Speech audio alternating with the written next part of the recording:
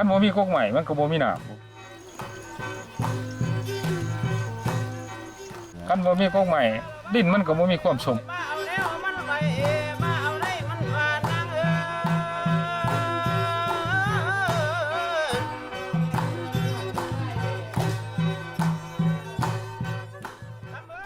ในภาคใต้ของสปป.ลาวมีหนึ่งคำถามง่ายๆชวนให้พวกเขาคิดน้ำกันนั่นก็คือเพื่อผลิตเสบียงอาหารพวกเขาจำเป็นต้องทำลายป่าไม้อย่างมหาศาลแท้บ่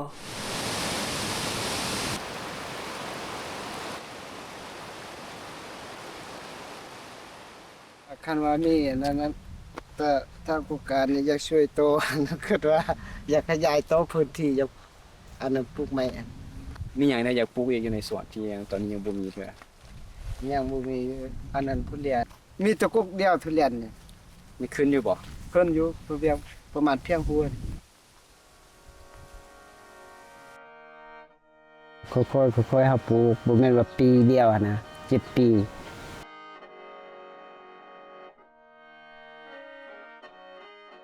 เนื้อที่สวนประมาณว่า1 เฮกตาร์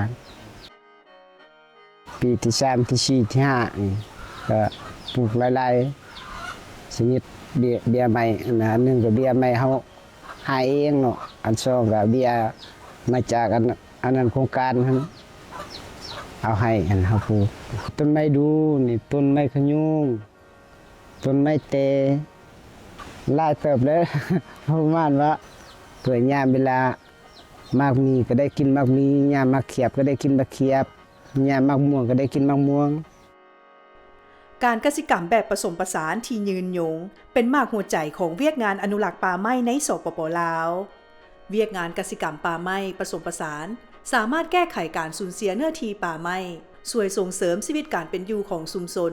ติดพันกับการผลิตเสบียงอาหารที่เป็นมิตรต่อสิ่งแวดล้อมและเสริมสร้างความทนทานต่อกับการเปลี่ยนแปลงของสภาพดินฟ้าอากาศ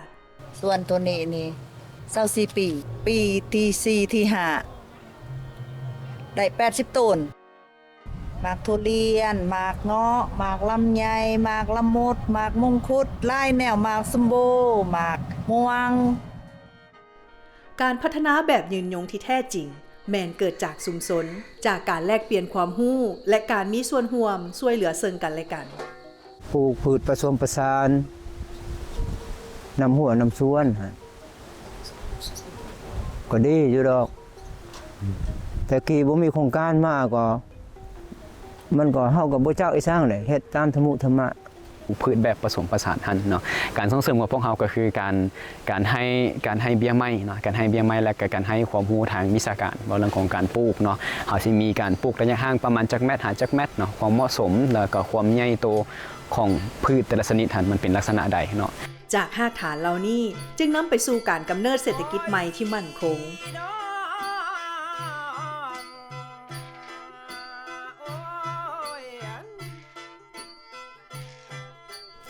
บาท9ทำอิฐแม่นการปกปักรักษาสิ่งที่พวกเขามีอยู่บาท9ที่2แม่นการผสานร่วมมือกันของหลายภาคส่วน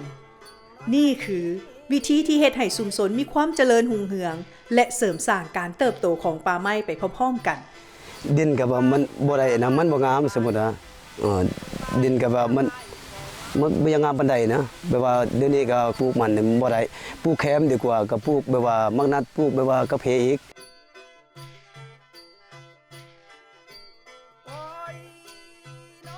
ปลูกผสมผสานหั่นละเนาะตามคือโครงการได้มาสุกยุเนาะหาก็เริ่มมันซะหาก็เริ่มบาง2 ปีนี้เนาะทางโครงการเขามานะทางบ้านก็คือเขาพระเจ้าเองแนะนำการจัดตั้งของบ้านก็ดีใจหั่นละก็ได้เอาไปปลูกนำของเพิ่นแล้วส่วนนึงเนาะปลูก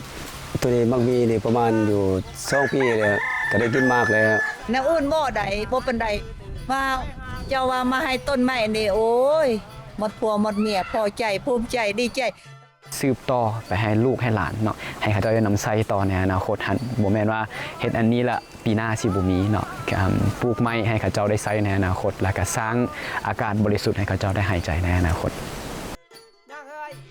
การปกปักรักษาป่าไม้คือกับการดูแลเบิงแยงชุมชนให้มีความเป็นอยู่ที่ดีและเป็นการสร้างแหล่งเสบียงอาหารที่มั่นคงให้แก่คนรุ่นหลัง เพื่อสร้างอนาคตที่เจริญรุ่งเรือง โดยที่ผู้คนและธรรมชาติได้รับประโยชน์ร่วมกัน ความสมดุลจึงเป็นสิ่งที่สำคัญ ในเมื่อการผลิตเสบียงอาหารสร้างความกดดันเพิ่มขึ้นเรื่อยๆต่อการสูญเสียป่าไม้การเฮ็ดกสิกรรมป่าไม้ผสมผสานคือแนวทางที่ดีกว่า การนำเอาระบบกสิกรรมผสมผสานเข้ากับการอนุรักษ์ป่าไม้ชุมชนสามารถปลูกพืชเป็นอาหารและสร้างรายรับพร้อมทั้งปกปักรักษาความหลากหลายของชีวนานาพันธุ์